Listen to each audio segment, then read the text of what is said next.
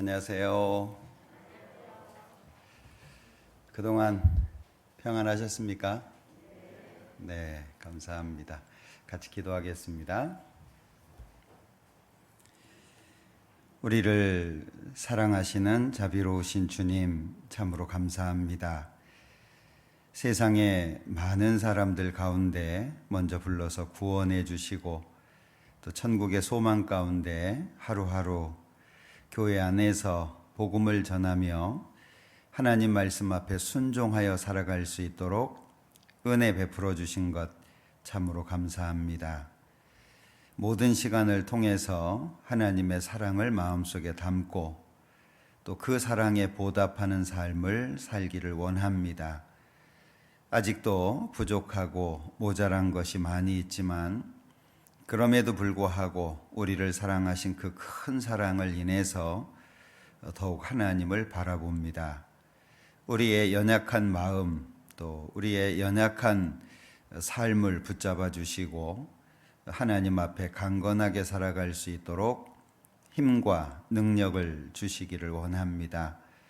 주님의 지혜를 허락해 주시고 주님의 능력을 허락해 주셔서 이 험한 세상 그리스도인으로서 담대히 살게 하시고 우리의 믿음과 신앙이 주님 앞에 더욱 발전하고 성장할 수 있도록 인도해 주시기를 원합니다.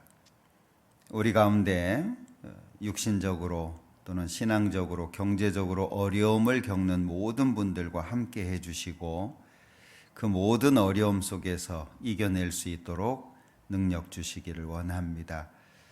지금 이 시간에도 해외에서 수고하시는 많은 선교사님들과 가족들 또 형제 자매님들 기억해 주시고 하나님의 영광이 온 세상에 충만히 드러날 수 있도록 역사해 주시기를 원합니다. 오늘 이 시간 더욱 우리와 함께 계셔서 각 사람 마음속에 합당한 대로 은혜로 채워주시고 있는 곳에서 그리스도인으로서 향기를 드러내며 살 수 있도록 함께 해주시기를 원합니다.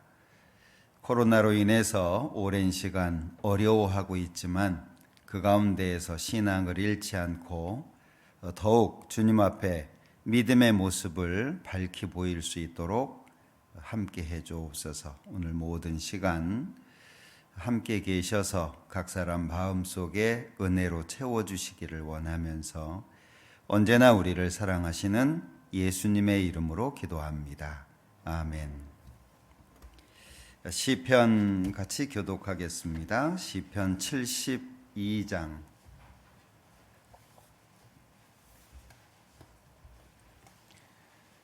제가 한 절 읽고 또 형제 자매님들 한 절 읽으시고 같이 교독하겠습니다. 시편 72편 하나님이여 주의 판단력을 왕에게 주시고 주의 의를 왕의 아들에게 주소서.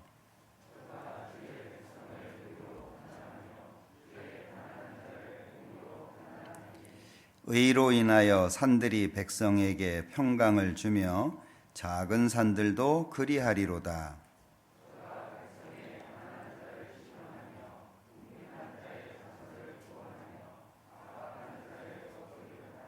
저희가 해가 있을 동안에 주를 두려워하며 달이 있을 동안에 대대로 그리하리로다.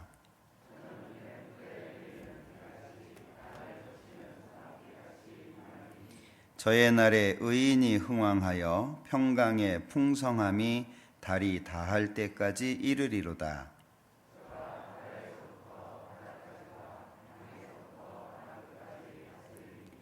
광야에 거하는 자는 저의 앞에 굽히며 그 원수들은 티끌을 핥을 것이며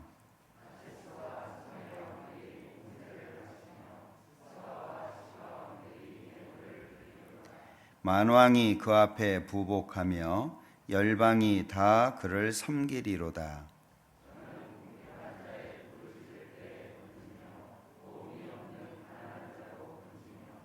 저는 가난한 자와 궁핍한 자를 긍휼히 여기며 궁핍한 자의 생명을 구원하며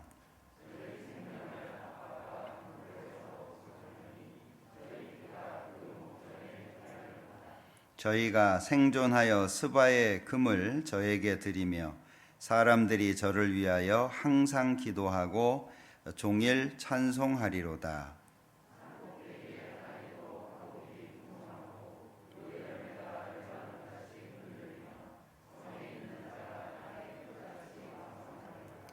그 이름이 영구하며 그 이름이 해와 같이 장구하리로다. 사람들이 그로 인하여 복을 받으리니 열방이 다 그를 복되다 하리로다.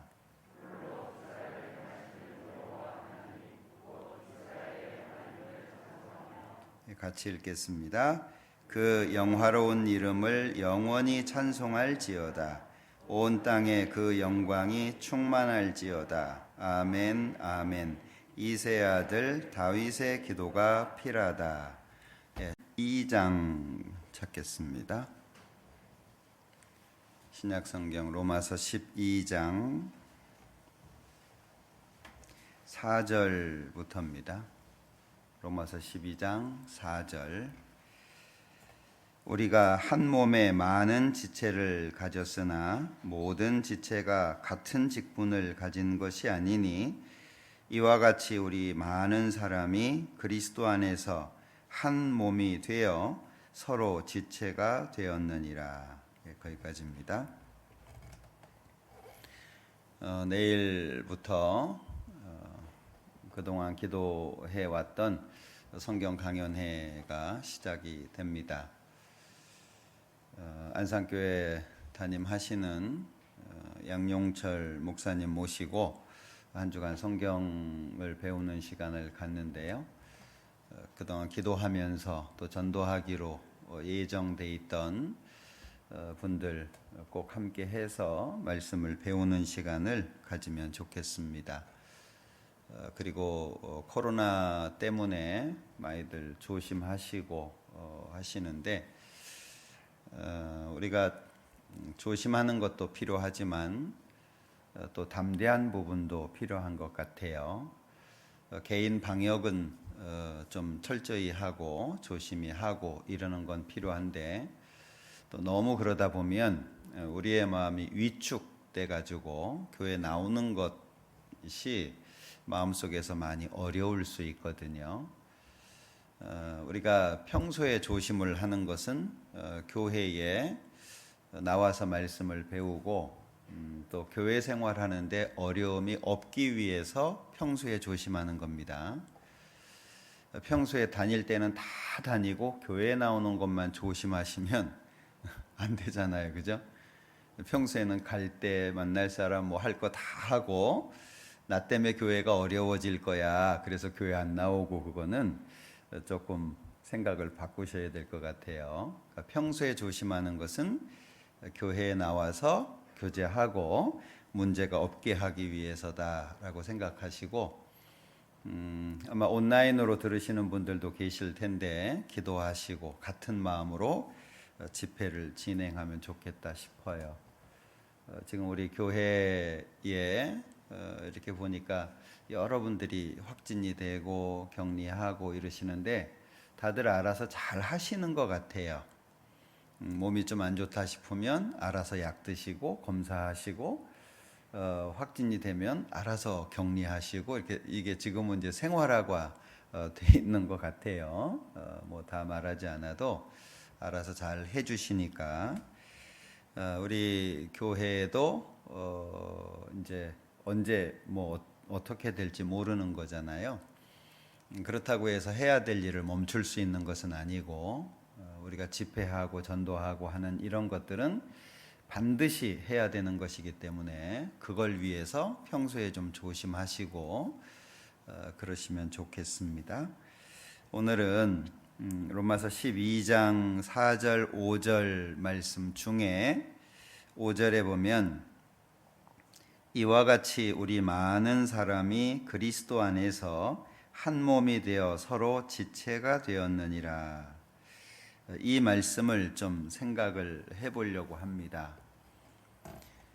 우리가 매 주일 또는 수요일 성경을 배우는 것은 하나님의 뜻을 밝히 알고 그 하나님의 뜻을 우리의 삶 속에 적용시키려고 하는 거죠. 의식에 참여함으로 말미암아서 그 정도에서 끝나는 게 아니고 말씀을 배우고 익히고 기억을 해서 내 생활 속에 그 말씀이 정착될 수 있도록 그걸 위해서 매번 말씀을 듣습니다. 사람의 생각이라고 하는 것이 쉽게 바뀌어지지 않는다는 것은 우리가 잘 알죠. 마치 그 마부작침이라고 들어보셨죠? 도끼를 갈아서 바늘을 하나 만드는 겁니다. 그러면 이만한 도끼를 숫돌에 갈아서 바늘을 하나 만드는 것이니까 그 긴 시간도 필요하고 반복된 작업도 필요하고 우리의 생활 속에 뭔가 하나의 성품을 이렇게 정착시키는 데 있어서는 오랜 시간 이 노력이 필요할 거예요. 말씀 한번 듣는다고 해서 될 것은 아니죠. 말씀을 듣고 마음속에 새기고 그걸 생활 속에 반복해서 실천해 나가는 가운데에서 내 삶이 바뀌어지게 될 텐데 오늘의 주제는 서로 이렇게 잡아봤어요. 서로. 왜냐하면 교회라고 하는 단어가 한자적인 의미는 가르칠 교자에다가 모일 회자를 쓰죠. 한자적으로는 가르침을 받기 위해서 모인다 그런 의미입니다. 그런데 원어적인 의미를 보면 교회라고 하는 건 구별된 사람들이라는 뜻입니다. 건물을 뜻하는 용어도 아니고 구원을 받아서 하나님 편으로 구별된 사람들 그 의미가 교회라는 말입니다. 이 교회 속에서 아주 중요한 게 뭐냐면 혼자서는 교회가 이루어지지 않는다는 거예요. 교회의 최소 단위는 두세 사람이 내 이름으로 모인 곳에 나도 그들 중에 함께한다. 교회는 반드시 두 사람 이상의 모임입니다. 이거 혼자서는 안 되는 거예요. 교회라고 하는 걸 생각할 때 여기 한 몸 그리고 서로 지체 이렇게 5절에 말씀하시죠. 그런데 시작을 이와 같이 우리 많은 사람이 교회라고 하는 것은 많은 사람이 서로 지체가 되는 것을 교회라고 얘기를 합니다.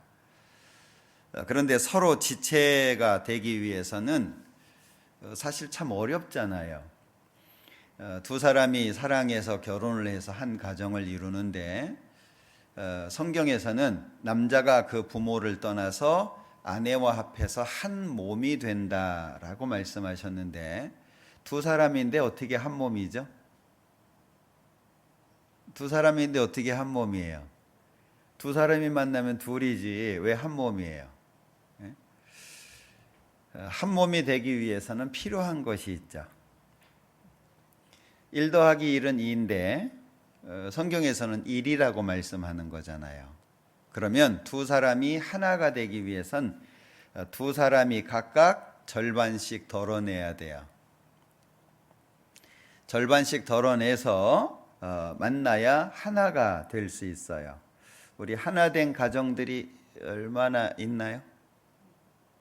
어떤 경우에는 아내 보고 100을 덜어내라 이렇게 얘기하기도 하고 어떤 경우에는 남편이 뭐 한 30, 아내가 한 70 이렇게 덜어내는 가정도 있을 거고 저희 가정 같은 경우에는 우리 자매가 100을 덜어내서 이렇게 하나가 됐어요.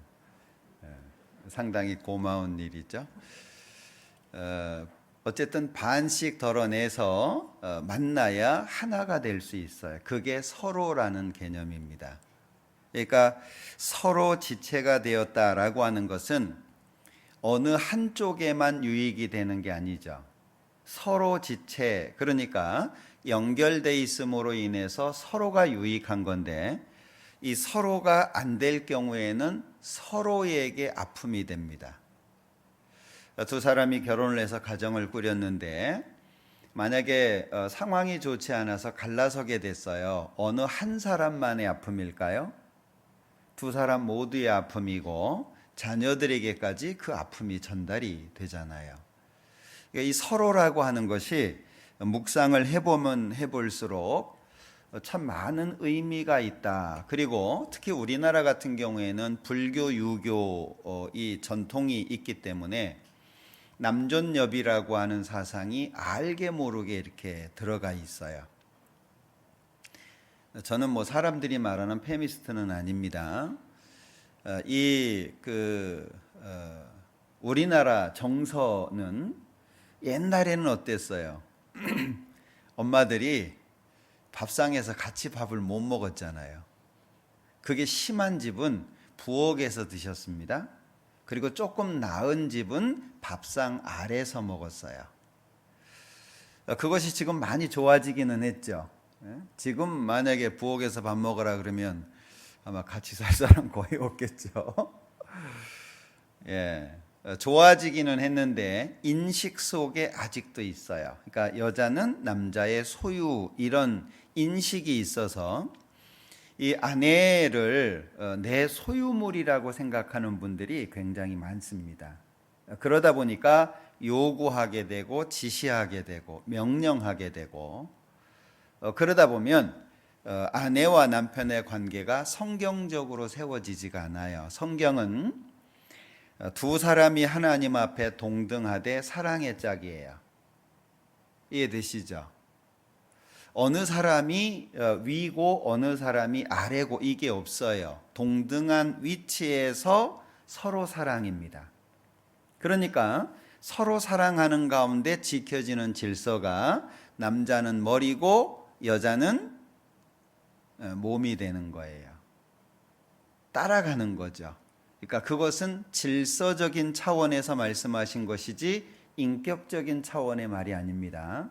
그러니까 구원받은 모든 가정은 저도 이제 많이 고쳐야 되는데 아내를 소중하게 여기고 아내를 내 배필이라고 하는 생각을 꼭 가지셔야 돼요.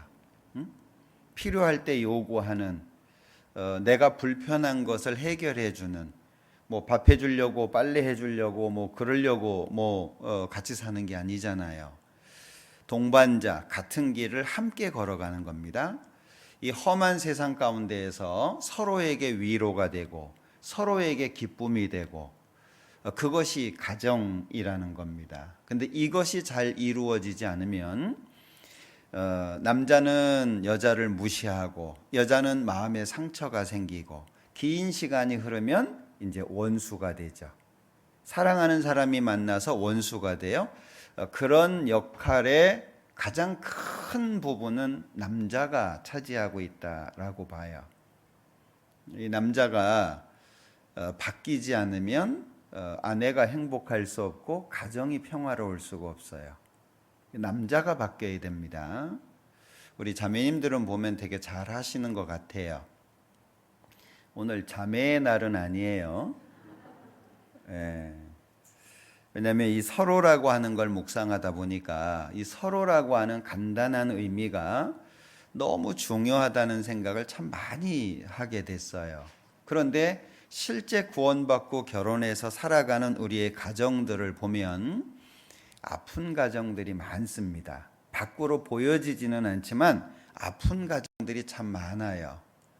우리 남자들이 좀 바뀌어야 됩니다. 좀 더 적극적으로, 좀 더 아내를 위해서, 가정의 평화를 위해서 좀 더 애쓰는 모습으로 바뀌어져야 돼요. 아내를 소중하게 생각하는 사람이 아주 지혜로운 사람입니다. 왜냐하면 결혼을 할 때 남편과 아내가 생기잖아요. 아내에게 하시는 말씀은 복종하라라고 하는 말씀이죠. 이제 남편들은 그것만 생각해요. 복종하라, 복종하라고 했잖아. 그런데 남편에게 하신 말씀이 있죠. 자기 몸처럼 사랑하라예요. 근데 남편의 명령은 어떻게 잘 이행하고 계시나요? 자기 몸처럼 사랑하라고 남편들에게 얘기를 했는데 그건 새까맣게 까먹고 남편에게 복종해라 이것만 주장해서는 좋은 가정이 이루어지지 않습니다. 우리는 하나님께서 주신 말씀을 익숙하게 내 것으로 만들어야 그리스도인이 될 수 있고, 그래야 그리스도인의 가정이 만들어질 수 있고, 그 안에 하나님이 주시는 평화가 생길 수 있어요. 그러니까 결국에 하나님이 우리에게 말씀하시는 것은 우리의 유익을 위해서잖아요. 자, 오늘 이 로마서 12장 4절 5절 좀 생각해 볼 텐데, 성경의 주인공은 예수님입니다. 하나님과 예수님. 그래서 요한복음 17장에 보면 영생은 곧 유일하신 참 하나님과 그의 보내신 자 예수 그리스도를 아는 것이다. 이 성경의 주인공이 예수님이다라고 말씀하고 있죠. 에베소서 1장을 찾아보겠습니다.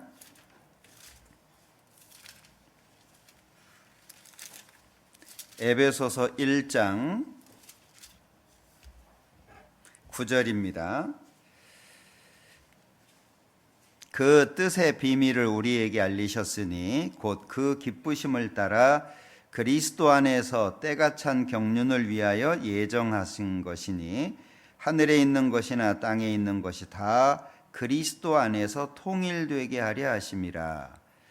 그리스도 안에서 통일되게, 그러니까 모든 것이 그리스도 안에서 통일되게.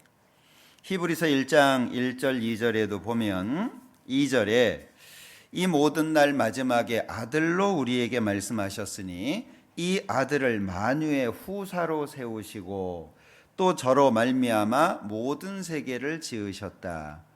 항상 어떤 일이 있는 데에는 예수님이 중심에 있어요.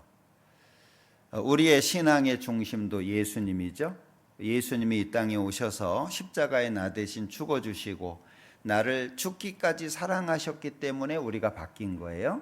항상 예수님이 중심에 있죠. 그래서 마가복음 1장에도 보면 하나님의 아들 예수 그리스도 복음의 시작이다 이렇게 말씀하셨습니다. 그러니까 예수님이 항상 이 중심에 있어요. 로마서 1장도 찾아보죠. 로마서 1장 1절입니다. 예수 그리스도의 종 바울은 사도로 부르심을 받아 하나님의 복음을 위하여 택정함을 입었으니 이 복음은 하나님이 선지자들로 말미암아 그의 아들에 관하여 성경에 미리 약속하신 것이라. 자, 이 복음은 하나님이 선지자들로 말미암아 그 아들에 관하여, 그 아들이 예수님입니다. 그러니까 모든 성경은 예수님을 증거하는 거예요. 너희가 성경에서 영생을 얻는 줄 생각하고 성경을 상고하거니와 이 성경이 곧 내게 대하여 증거하는 것이로다. 항상 성경이 증거하는 것은 예수님입니다. 마찬가지로 우리의 신앙의 중심도 항상 예수님이 돼야 돼요. 사람이 되거나 환경이 되거나 어떤 조건이 돼서는 안 됩니다. 남자와 여자가 서로 결혼하는 데 있어서 돈이 조건이 된다면 문제겠죠. 얼굴이 잘생겨서 배경이 좋아서 그렇다면 그것은 진정한 의미에서의 사랑이라고 볼 수는 없어요. 항상 중심에 예수님이 계셔야 됩니다. 내가 주님을 위해서 이 시간 이 자리에 있는 것도 예수님 때문이고, 내가 어려운 삶을 신앙생활로 이어가려고 하는 것은 예수님 때문입니다. 많은 핍박을 받죠. 그리스도 안에서 경건하게 살고자 하는 자들에게는 핍박이 있다고 말씀하셨는데 그 핍박을 견디는 이유도 예수님 때문이죠. 항상 중심에 예수님이에요. 그러니까 로마서 12장 4절, 우리가 한 몸에 많은 지체를 가졌으나, 이걸 한마디로 얘기하면 교회, 이렇게 말할 수 있겠죠. 많은 지체가 있는데 모든 지체가 같은 직분을 가진 것이 아니니, 주의하셔야 될 것은 많은 사람이 있는데 다 똑같지 않다, 그 얘기예요. 많은 사람이 모였는데 다 다르다는 거죠. 구분하셔야 될 것이 틀린 것과 다른 것을 구분하셔야 돼요. 틀린 것은 버려야 됩니다. 다른 것은 포용해야 돼요. 이해되시죠? 우리가 가르치는 말씀이 아닌 틀린 말씀을 전해요. 그것은 배척해야 되는 겁니다. 그런데 틀린 것과 좀 구분이 되는 것이 다른 거잖아요. 성격이 좀 다르다든지 생활 방식이 좀 다르다든지 행동 양식이 좀 다르다든지 김치를 담그는데도 방식이 다 다르잖아요. 지역에서는 뭐 젓갈을 많이 넣는 데도 있고, 제가 갔던 경상도 같은 경우에는 잼피라고 합니까? 그걸 김치에 넣는 지역도 있고, 어디는 막 생선도 집어넣고. 그런데 세 지역이 모였어요. 그럼 어떻게 하겠어요? 서로 싸우겠죠. 내 것이 맞는 것이다. 그것은 틀린 것이 아니라 다른 거잖아요. 그러니까 틀린 것은 구분해서 버려야 되고 다른 것은 수용해야 된다라고 하는 거죠. 왜? 여기 모든 지체가 같은 직분을 가진 게 아니다. 많은 사람이 모였는데 다 다르다는 거예요. 나랑 성격이 똑같은 사람이 있을까요? 한 사람도 없습니다. 비슷한 사람이 있는 거예요. 얼굴도 쌍둥이도 다른 거 아시죠? 비슷해 보이니까 구분을 못하는 것이지 쌍둥이가 똑같은 게 아닙니다. 달라요. 예? 여기 모든 지체가 같은 직분을 받은 것이 아니니, 그렇다면 5절에 이와 같이 우리 많은 사람이 그리스도 안에서 한 몸이 되어 서로 지체가 되었느니라. 그러면 서로 지체가 되기 위해서는 필요한 게 뭐죠? 그리스도 안에서예요. 그리스도 안에서라고 하는 것이 빠져버리면 서로 지체가 안 돼요. 서로 원수가 되겠죠. 이 세상에서 가장 가까운 사이, 촌수도 없는 부부입니다. 근데 때로는 원수가 되잖아요. 저 인간 때문에 내 인생 망쳤다고 증오하고 끝까지 용서하지 않고 이렇게 헤어지는 사람들도 있잖아요. 그러니까 그리스도 아니라고 하는 것이 없으면 서로 지체가 안 되도록 돼 있어요. 그러면 서로 지체가 되려면 어디에 관심을 가져야 될까요? 그리스도 아니라고 하는 것에 관심을 가져야 돼요. 우리가 신앙생활을 하면서 내가 누구냐라고 하는 정체성을 자주 확인하는 것이 굉장히 중요하거든요. 정체성. 제가 예전에 그 말씀 드렸죠.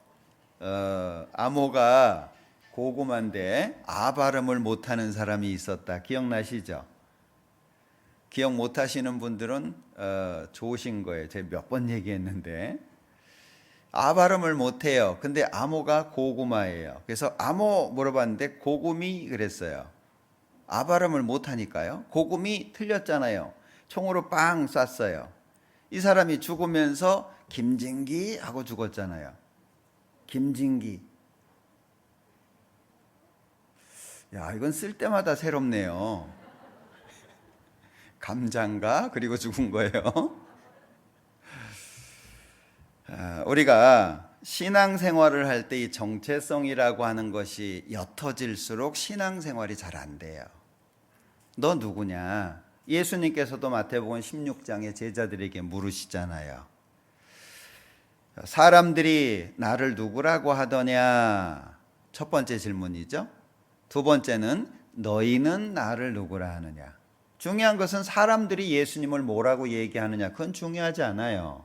나는 예수님을 누구라고 생각하냐? 마음속에 한번 질문해 보세요. 나에게 있어서 예수님은 누구지? 제자들 중에 베드로가 답변을 합니다. 주는 그리스도시요 살아계신 하나님의 아들입니다. 자, 우리는 어떤 고백을 할까요? 우리의 정체성. 내가 손해를 당해도, 내가 피해를 입어도, 핍박을 받아도, 어려움을 당해도, 이 세상을 살아가는 데 있어서 예수 믿는 것으로 인해서 피곤해질지라도 우리는 넘어설 수 있죠. 그게 정체성이에요. 그런데 이 정체성이 확실하지 않으면 어려움은 도망가요. 여러분들 씨 뿌리는 비유 잘 아시죠? 씨 뿌리는 비유. 마태복음 13장을 한번 보죠.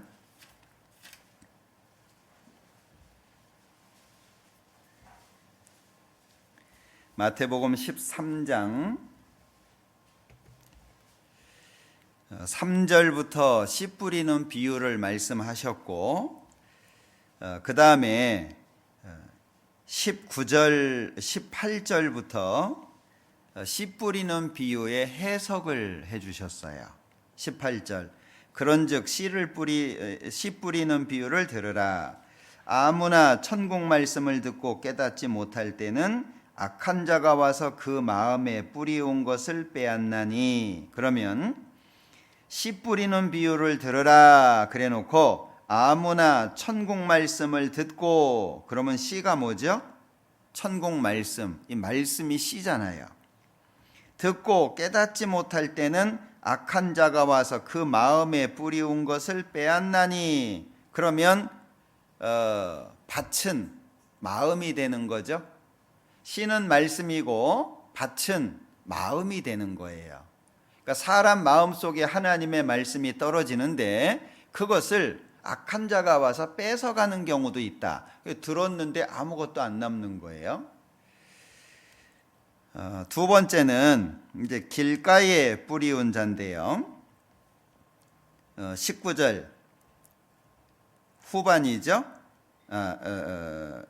첫 번째 길가에 뿌리온 거. 19절 다시 봅니다. 아무나 천국 말씀을 듣고 깨닫지 못할 때는 악한 자가 와서 그 마음에 뿌리온 것을 빼앗나니. 이는 곧 길가에 뿌리온 자요. 요 길가가 우리 시골에 이제 농사 짓는 데 가보면 밭이 있죠. 씨를 뿌리는 곳은 도톰하게 이렇게 북돋아져 있고, 그 사이사이에 길이 있죠. 밭고랑. 그 길가를 말하는 겁니다. 씨를 뿌렸는데 이게 잘못해가지고 사람들이 걸어다니는 고랑에 떨어진 거예요. 그것을 뺏어간다. 길가에 뿌리온 자라고 첫 번째 말씀하신 거죠.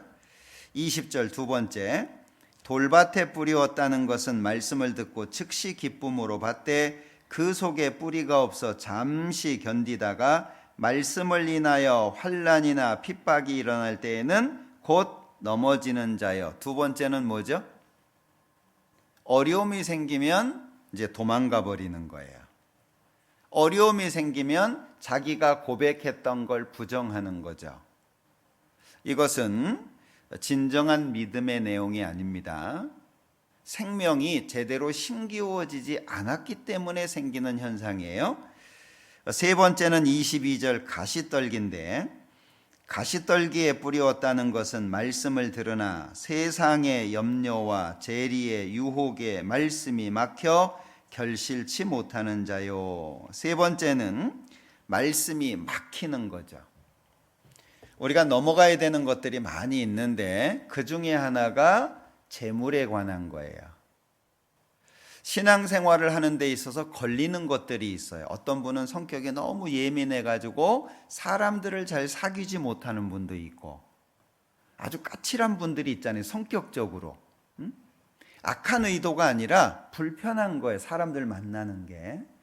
어떤 사람은 뭐 다른 건 괜찮은데 뭐 취미에 약한 사람도 있어요. 내가 다른 것은 다 놔도 내가 등산만큼은 못 놓겠다. 낚시만큼은 못 놓겠다. 뭐 이런 거 있잖아요. 자기가 좋아하는 거. 그 중에 하나가 뭐냐면 재물이에요. 재물. 말씀에서 우리 교회는 뭐 헌금 얘기를 1년에 몇 번 하지도 않지만 헌금 얘기가 나오면 걸리는 거예요. 돈 얘기만 나오면 그냥 마음이 도는 거예요. 예? 돈 얘기만 나오면 왜 교회에서 성경 얘기를 해야지 돈 얘기를 하냐? 교회는 돈만 바치라고 하냐? 어떤 분들 얘기하는 것처럼 교회 가려면 돈이 필요하다 이렇게 믿고 있는 사람도 있잖아요. 그런데 마음에 뭔가 막히는 거예요. 말씀에 막히는데 두 가지죠. 세상의 염려예요. 하나는 앞으로 어떻게 살고, 내가 지금 나이가 50인데 애가 이제 초등학교 1학년 들어갔는데 일은 몇 살까지 해야 될 텐데 앞으로 뭐 하고 먹고 살까, 뭐 이런 염려하는 것들 있죠. 세상의 염려, 재리의 유혹. 살다 보면 신앙을 포기하면 돈을 좀 만질 수 있을 경우도 있어요. 내가 믿는 걸 포기하면 내가 원하는 뭔가를 얻을 수 있는 거예요. 내가 믿음만 살짝 뒤로 제쳐놓으면 이 세상에서 얻어지는 것들이 꽤 여러 가지가 있는 거예요. 그런 것들로 말씀이 막힌다는 거죠. 자, 돈에 약한 사람이 재물에 대한 설교를 들을 때 하나님의 말씀으로 들을까요? 안 들리는 거예요. 돈, 그럼 그다음부터 말씀이 안 들리는 거예요. 계속 귀를 울리는 것은 돈. 말씀이 안 들려요. 아마 경험 많이 하셨죠? 내 마음이 불편해요. 그다음부터 말씀 들리든가요? 안 들리든가요? 안 들립니다. 그다음부터는 자기 해석을 하는 거예요.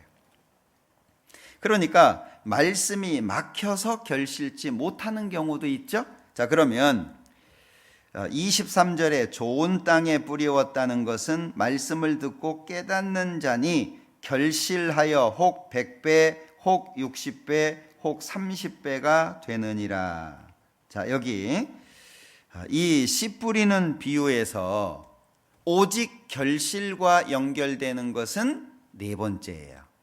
그러면 첫 번째, 두 번째, 세 번째는 전부 뭐죠? 결실이 없어요. 생명이 없다, 그 얘기예요. 그래서 흔히들 첫 번째, 두 번째, 세 번째는 구원이 아니다, 이렇게 말하는 거예요.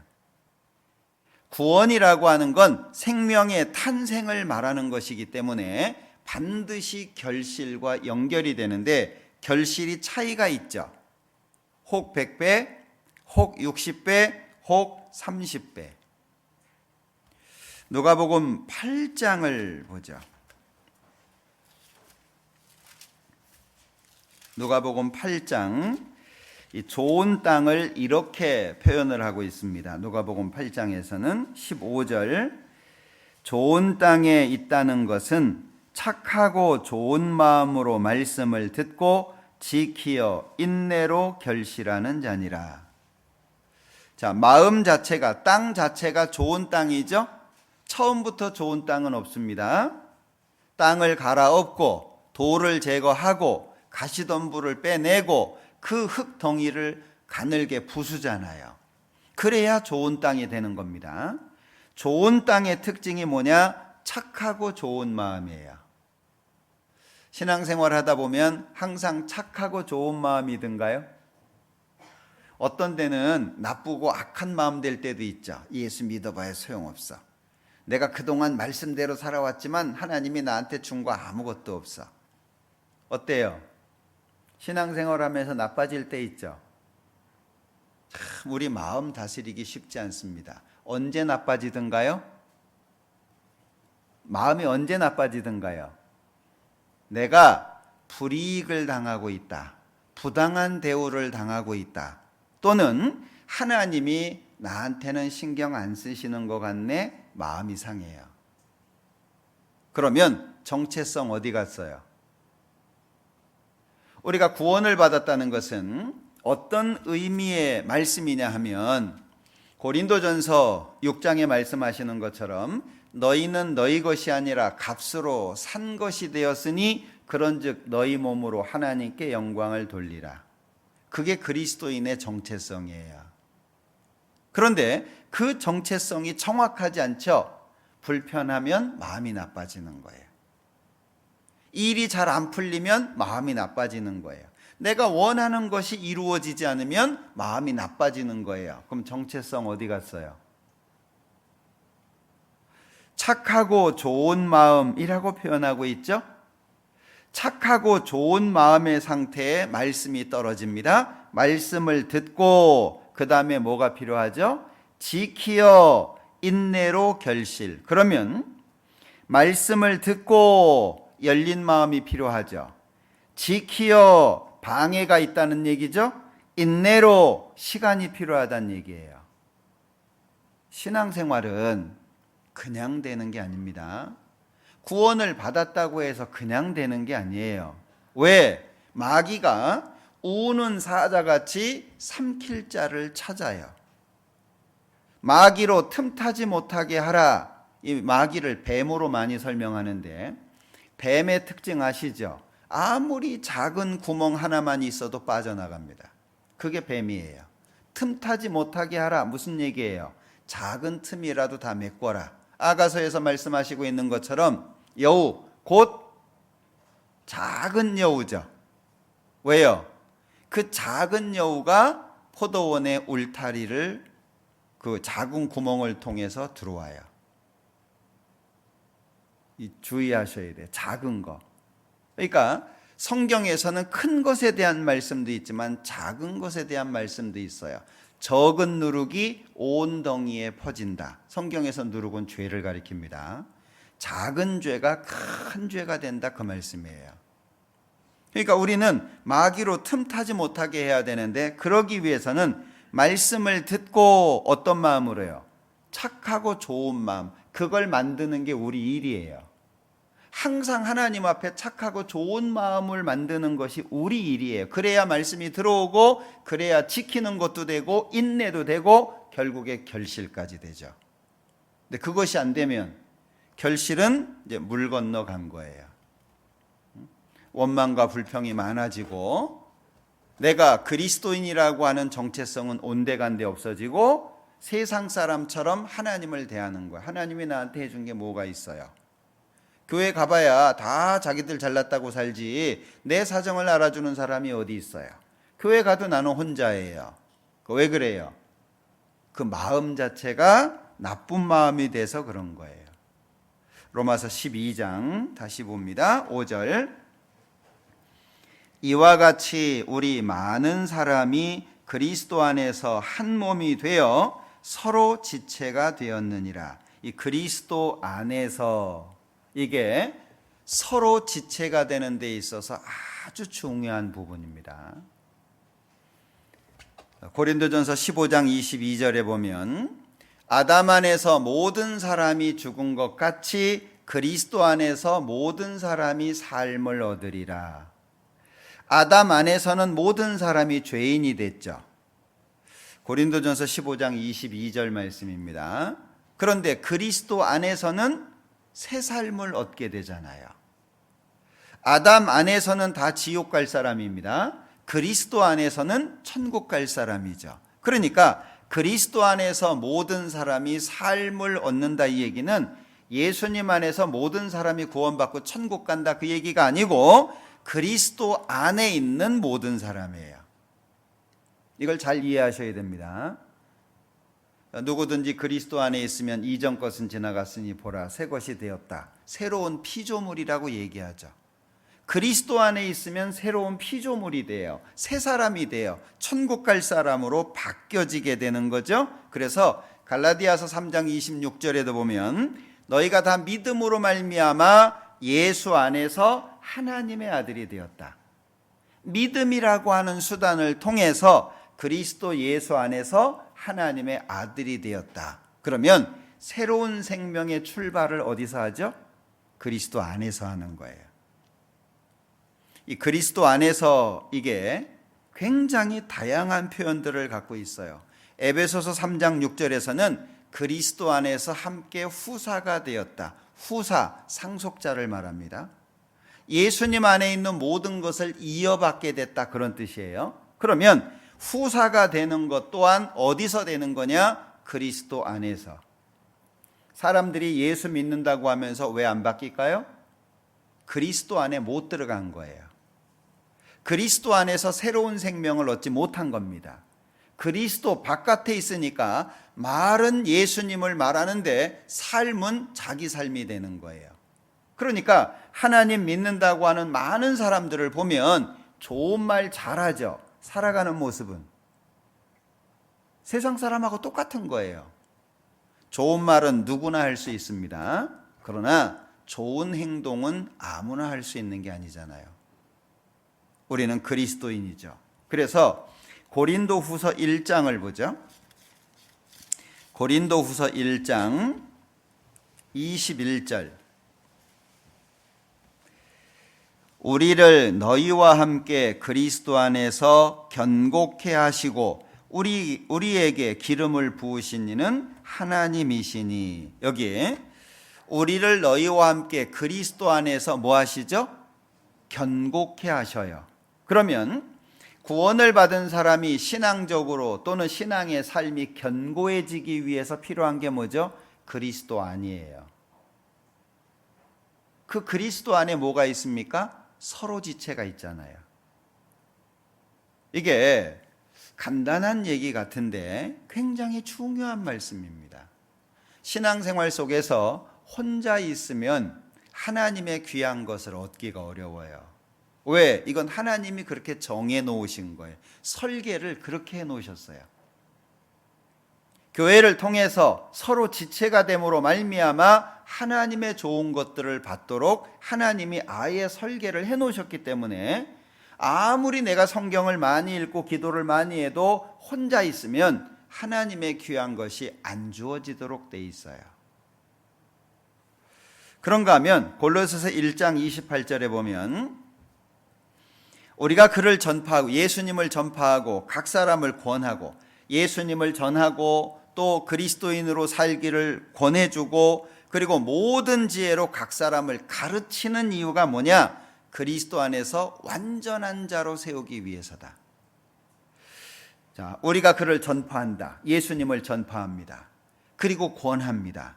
그리고 각 사람을 모든 지혜로 가르칩니다. 구원받게 할 뿐 아니라 구원받은 사람으로 살도록 만들려고 하잖아요. 이유가 뭐냐? 각 사람을 한 사람 한 사람을 그리스도 안에서 완전하게 세우려고. 완전하게 세워지는 게 어디죠? 그리스도 안이에요. 그리스도 바깥에서는 이게 안 되는 겁니다. 고린도후서 2장 14절에 보면 항상 우리를 그리스도 안에서 이기게 하신다. 그럼 승리가 어디에 있는 거죠? 그리스도 안에 있는 거예요. 이 그리스도 안이라고 하는 표현 속에 많은 내용들이 담겨 있어요. 간단하게 그냥 교회 안에 산다 이런 의미가 아닙니다. 빌립보서 4장을 보죠.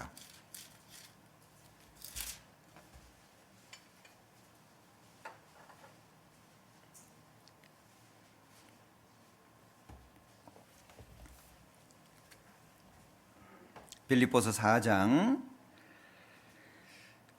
7절입니다. 그리하면 여기 4절부터 6절까지를 이어받는 내용이죠. 7절. 그리하면 4절부터 6절까지 하면 모든 지각에 뛰어난 하나님의 평강이 그리스도 예수 안에서 너희 마음과 생각을 지키시리라. 너희 마음과 생각을 지키시리라. 어디 안에서? 그리스도 안에서. 어떻게 하면? 4절부터 6절까지의 내용을 행하면.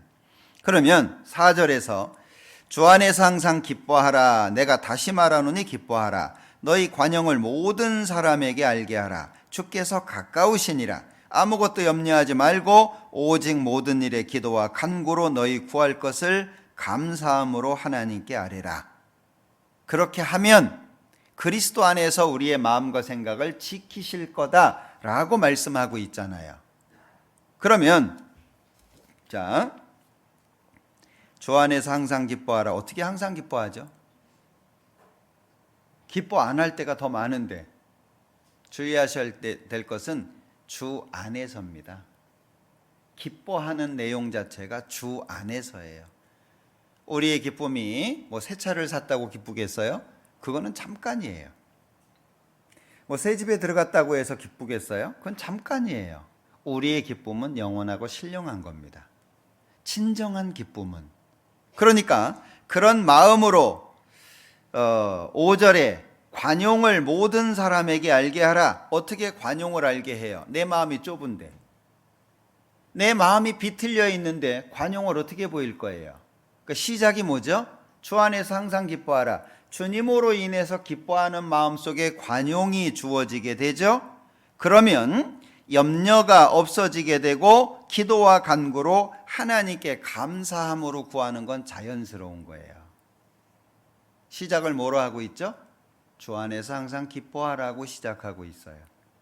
그렇게 될 때 그리스도 예수 안에서 우리 마음과 생각을 지켜주신다는 거예요. 우리의 마음과 생각을 지키는 것도 그리스도 안이라고 하는 거죠. 에베소서 1장 3절에 말씀하시는 것처럼 그리스도 안에서 하늘에 속한 모든 신령한 복으로 우리에게 복 주시되, 그 복도 어디에서 주어지냐? 그리스도 안에서 주어지는 거예요. 그런가 하면 고린도전서 15장 58절에 보면 우리에게 이렇게 권하고 있죠. 찾아보겠습니다. 고린도전서 15장 58절. 58절. 그러므로 내 사랑하는 형제들아, 견고하며 흔들리지 말며 항상 주의 일에 더욱 힘쓰는 자들이 되라. 이는 너희 수고가 주 안에서 헛되지 않은 줄을 알미니라. 그리스도인들이 주 안에서 수고한 모든 것은 주 안에서 결코 헛되지 않다. 이게 우리가 최선을 다해서 살 수 있는 이유잖아요. 하나님 앞에 다 남겨지는 거예요. 돈을 벌기를 원하시는 분들은 통장에 금액이 늘어가는 걸 보면 행복할 거 아니에요. 이번 달에 100만 원, 다음 달에 200만 원, 그 다음 달에 300만 원, 1년이면 1200만 원, 미리 땡겨가지고 막 10년이면 20년이면 그러면 어때요? 자기도 모르게 얼굴이 해하고 있잖아요. 하나님 앞에 내 통장이라고 예를 들어볼게요. 하나님 앞에서의 내 통장에 계속 늘어가고 있는 걸 볼 수 있다면, 마음속에 느낄 수 있다면 이 땅에서의 삶이 어렵기만 할까요? 그러지 않겠죠? 네? 오늘 굶었어요. 그런데 통장 생각하면 100만 원 올라갔구나. 마음이 좋을 거 아니에요. 100만 원 그러니까 무시하시는 것 같네. 100만 원 엄청 큰 돈입니다. 우리한테는. 예, 어떤 분들에게는 100만 원이 뭐 용돈처럼 느껴질지 모르지만 그 하나님 앞에 막 상급이 이렇게 쌓여져 가는 것을 느낄 수 있다면 우리의 삶이 불행하다고만 생각할까요? 결코 그렇지 않을 거예요. 그죠? 그걸 생각하면서 마음이 뿌듯하고 다가오는 어려움을 기대 가운데 맞이하지 않을까요? 이스라엘 백성들이 가나안 땅을 정탐을 했어요. 12명의 정탐꾼을 보냈습니다. 그 중에 10명은 뭐라 그래요? 야, 가보니까 정말 좋기는 좋더라. 포도 한 송이를 장정 둘이 나무 막대기로 꿰가지고 어깨에 메고 왔잖아요. 정말 젖과 꿀이 흐르는 좋은 땅이더라. 근데 문제가 좀 있어. 그 땅 민족이 너무 크다. 얼마나 크냐. 그들이 우리를 봤으면 메뚜기라고 생각했을 거다. 우리가 그렇게 생각했으니까. 그리고 그들의 성은 굉장히 견고하더라. 10명이 악평을 했어요. 근데 두 사람은 뭐라 그랬어요? 야, 그들은 우리의 밥이야. 하나님 약속하셨잖아. 하나님 약속 지키시는 분이니까 가자. 10명의 말을 들은 이스라엘 민족이 두 사람을 죽이려고 했잖아요. 여러분들은 다가오는 어려움이나 시련이 견고하고 큰 민족이에요? 밥이에요? 예?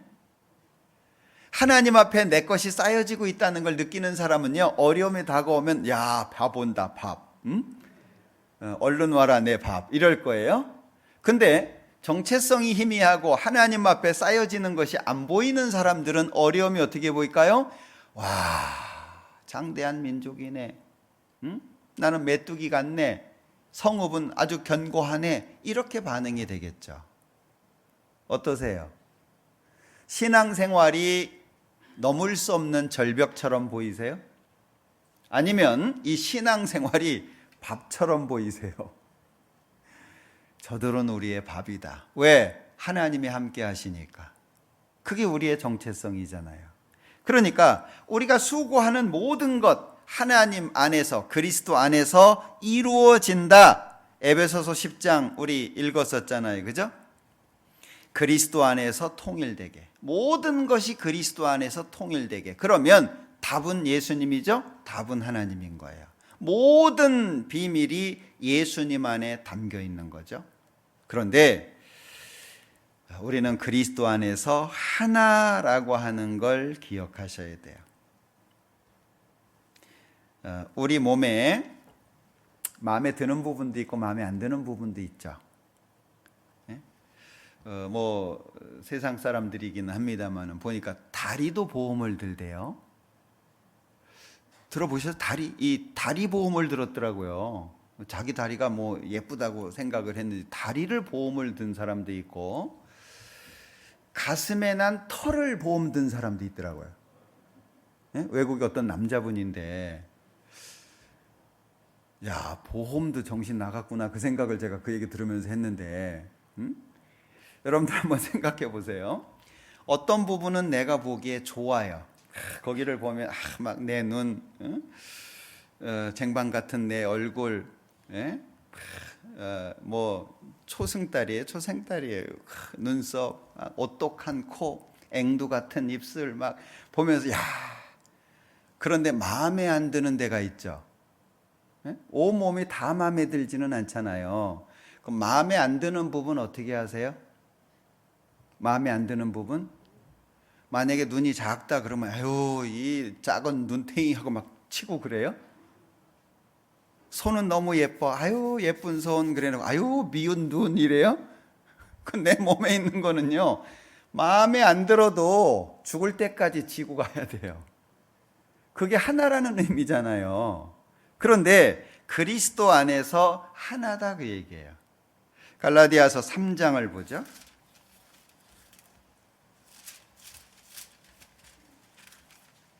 갈라디아서 3장 28절입니다. 너희는 유대인이나 헬라인이나 종이나 자유자나 남자나 여자 없이 다 그리스도 예수 안에서 뭐라고요? 하나이니라. 그리스도 예수 안에서 다 하나다라고 말씀하고 있잖아요. 우리 하나라는 생각을 합니까? 하나예요? 아직 하나 잘 안 되죠? 어떻게 나하고 친한 사람하고만 친해요? 안 친한 사람도 친해 보려고 해요? 우리 구역만 잘 친해요? 다른 구역은 신경 안 써요? 우리 교회만 기도하고 지역의 다른 교회 기도 안 하고 뭐 외국은 신경도 안 쓰고 뭐 나 먹기 살기도 바쁜데 뭐 어디까지 내가 신경 쓰겠냐 그래요? 우리는 하나입니다. 하나. 응? 옆 사람 얼굴 쳐다보면서 어이구 내 얼굴이네 한번 해봐요. 네? 옆 사람 얼굴 쳐다보면서 아이고 내 얼굴이네 놀라지 마시고. 신앙은 정말 많은 게 다듬어져야 돼요. 구원받으면 아이가 태어난 겁니다. 그 아이에게 뭐가 있어요? 미련한 것이 얽혀 있어요. 그걸 부모가 하나씩 하나씩 제해 주는 거예요.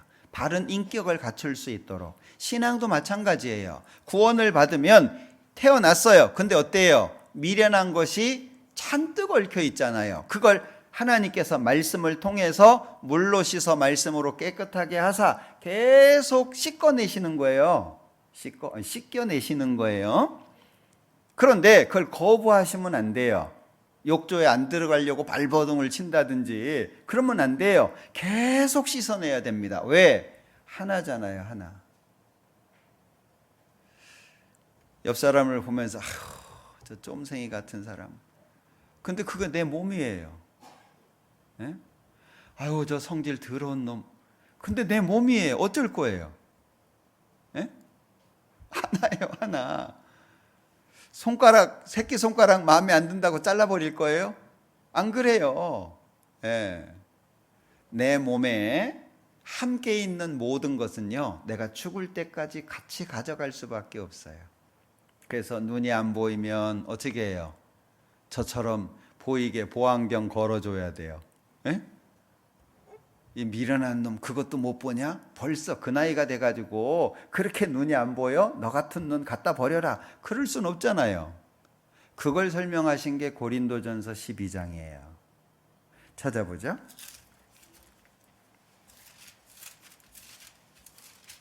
고린도전서 12장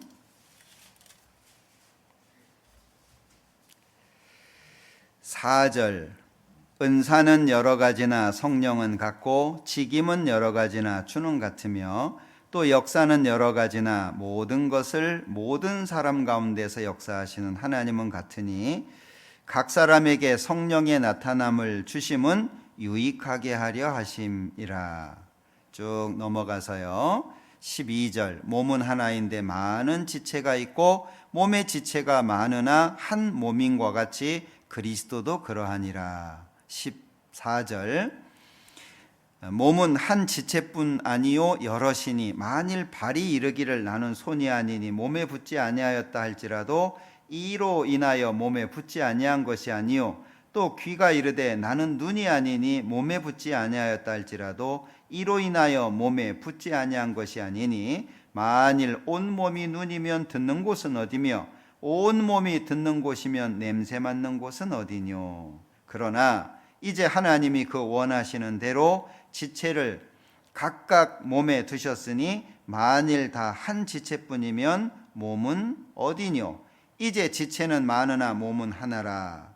눈이 손더러 내가 너를 쓸데없다 하거나 또한 머리가 발더러 내가 너를 쓸데없다 하거나 하지 못하리라. 이뿐 아니라 몸에 더 약하게 보이는 지체가 도리어 요긴하고 우리가 몸에 덜 귀히 여기는 그것을 더욱 귀한 것들로 입혀주며 우리의 아름답지 못한 지체는 더욱 아름다운 것을 얻고 우리의 아름다운 지체는 요구할 것이 없으니 오직 하나님이 몸을 고르게 하여 부족한 지체에게 존귀를 더하사 몸 가운데서 분쟁이 없고 오직 여러 지체가 서로 같이하여 돌아보게 하셨으니. 여기 좀 전에 말씀드린 그런 내용이잖아요. 손가락을 다쳤어요. 그럼 눈이 쳐다보잖아요. 네? 입이 말합니다. 야, 멍청하게 손을 왜 다쳤냐 이러지 않잖아요. 옆에 있는 손은 가가지고 막 앉아주고 입을 호 불어주고 눈은 안타깝게 쳐다보고 막 마음은 뛰고 온몸이 그 아픈 그거 하나에 매달려 있잖아요. 그게 하나라는 그게 하나. 네? 옆 사람 쳐다보고도 아이 저것이 이러면 이거 하나가 덜 된 거예요. 네? 우리 몸 중에 내 것 중에 귀하지 않게 여기는 게 어디 있어요? 네? 이제 나이가 들면서 눈썹이 빠져요. 그럼 어떻게 해요? 문신하잖아요. 네? 네. 왜요? 맨날 하다가 귀찮으니까 문신도 하고. 응?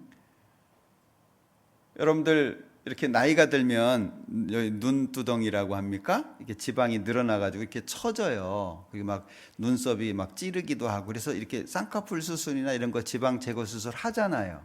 그거 왜 해요? 네? 불편하니까 하잖아요. 하나가 그런 의미라는 거예요. 네? 그런데 이제 쌍꺼풀 수술을 했어요. 처음에 보기 흉하죠. 무서워요. 공포 영화 보는 것 같아요. 얼마나 무서운지 막 눈을 부릅뜨고 있는 것 같고 그 거울을 쳐다보면서 어때요? 예? 팍 안타까워가지고 아유 언제나 부기가 빠질 거냐 이거 빨리 빠져가지고 예쁘게 보여야 되는데 온 몸이 거기에 신경 쓰잖아요, 그죠? 예. 사람이 느끼는 통증 중에 아주 심한 게 치통이라고 하던데 그럼 어때요? 막 떼굴떼굴 굴러요. 예? 온 몸이. 우리 옆에 다시 한번 봐봐요. 내가 귀하게 여겨야 될 대상입니다. 응? 교회 안에서 그리스도 예수 안에서 귀하게 여겨야 될. 왜? 천국 가서 영원히 살 거잖아요. 이 땅에서 서로 미워하고 대판 싸우고 천국 가서 어떻게 살 거예요? 네? 다 풀고 가야지. 우리는 그리스도 안에서 하나라고 하는 것을 기억하셔야 됩니다. 로마서 12장 다시 보죠. 5절 이와 같이 우리 많은 사람이 그리스도 안에서 한 몸이 되어 서로 지체가 되었느니라.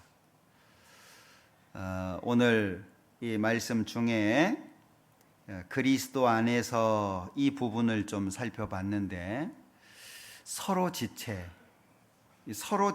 되었다. 이거 꼭 기억하셔야 돼요. 이게 잘 안 되면 우리 신앙생활하기 어렵습니다. 제가 이제 설교를 좀 짧게 하려고 애를 쓰는데 어쨌든 좀 짧게 해보려고 그래요. 왜냐하면 많은 분들이 설교 너무 길다고 이렇게 어려워하고 막 이러시는 분도 계시고 그래서 짧게 하려고 하는데 지금 이제 서론 얘기를 했는데 12시 넘었기 때문에 나머지 것은 다음에 해야 될 것 같아요. 좋으시죠?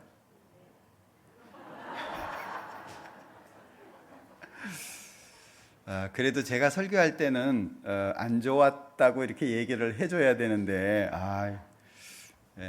하여튼 우리 말씀 들으실 때 기도하고 오시고 그리고 하나님께서 주신 은혜를 담으려고 애쓰셔야 될 거예요. 우리가 그리스도 안에서 하나라고 하는 거 기억하시면 좋겠어요. 기도하겠습니다. 우리를 사랑하시는 자비로우신 주님 감사합니다. 저희들 구원해 주시고 천국의 소망 가운데 하루하루 살아가고 하나님께 감사하는 삶을 살 수 있도록 도와주신 것 감사합니다. 우리 한 사람도 이뤄지지 않게 하시고 구원받은 모든 사람들이 주님 안에서 날마다 승리하며 살 수 있도록 힘 주시고 능력 주시기를 원합니다. 그리스도 안에서 하나가 되었다라고 하는 것을 기억하게 하시고 서로가 서로에게 기쁨이 되고 서로가 서로에게 유익이 되는 우리가 될 수 있도록 도와주옵소서. 언제나 우리를 사랑하시는 예수님의 이름으로 기도합니다. 아멘. 찬송 같이 하시겠습니다. 찬송가 278장